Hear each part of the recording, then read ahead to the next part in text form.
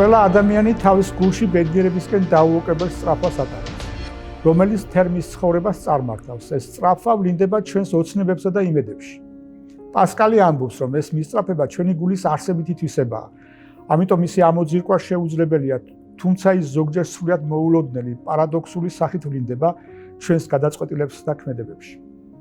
ბედნიერებისკენ სწრაფვა ადამიანებს ერთმანეთს ამსგავსებს, რაც მათ განასხვავებს ისაა, რომ ყველას თავისებურად ესმის, რას ნიშნავს იყო ბედნიერი.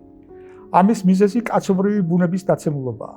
წმინდა მაქსიმე აღსარებელი აღნიშნავს, რომ ცოდვით დაცემის შემდეგ ადამიანმა ნეტარების ცოდნა დაკარგა და მას იქ დაუწყო ძებნა, სადაც მისი პოვნა შეუძლებელია.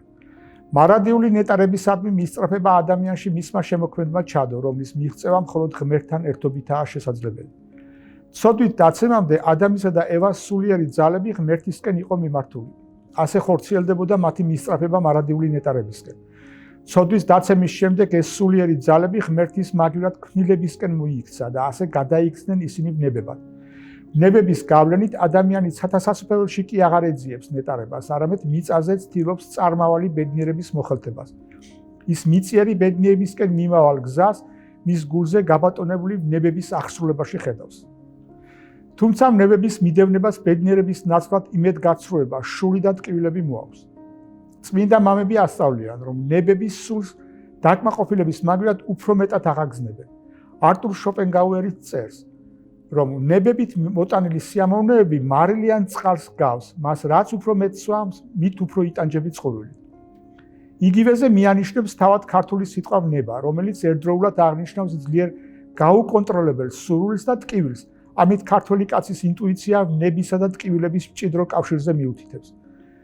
თუმცა ადამიანი ჭკუას ვერ სწავლობს და მაინც მირაჟივით მოუხელთებელ ბედნიერებას ესწრაფის, რადგან ზეციური ნეტარების გემო არ გამოუცდია. როგორც დედის მუცელში მყოფმა ჩვილმა არ იცის, როგორი სამყარო და სიხარული ელოდება დაბადების შემდეგ, მიწიერ ადამიანსაც ვერ წარმოუდგენია სამოთხისეული ნეტარება.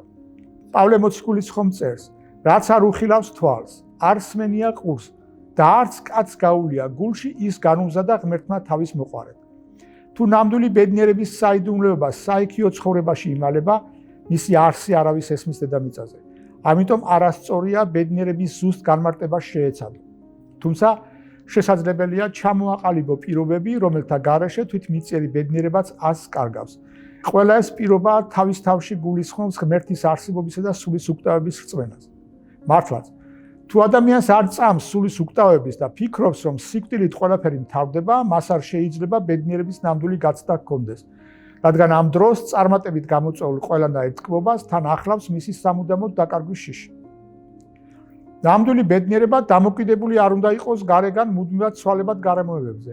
ეს კი მხოლოდ მაშინაა შესაძლებელი, როდესაც ადამიანს ღვთის განგებულების წამს და მისი დაიმედებული ყველაფერს შვიდად და მადლიერებით იღებს. ნამდვილი ბედნიერება შინაგან სიმშვიდეს გულისხმობს. ამიტომ ის შეუძლებელია სინდისთან თანხმობის გარეშე. სინდისის მუდმივი მორჩილება კი მხოლოდ მათ შეუძლიათ, რომლებიც მას ღვთის ხმად მიიჩნევენ.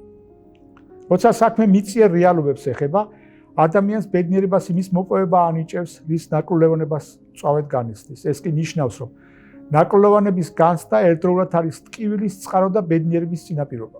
ამიტომაა, რომ მიწიერი ბედნიერება ყოველთვის ტკივილთანაა წილნაყარი.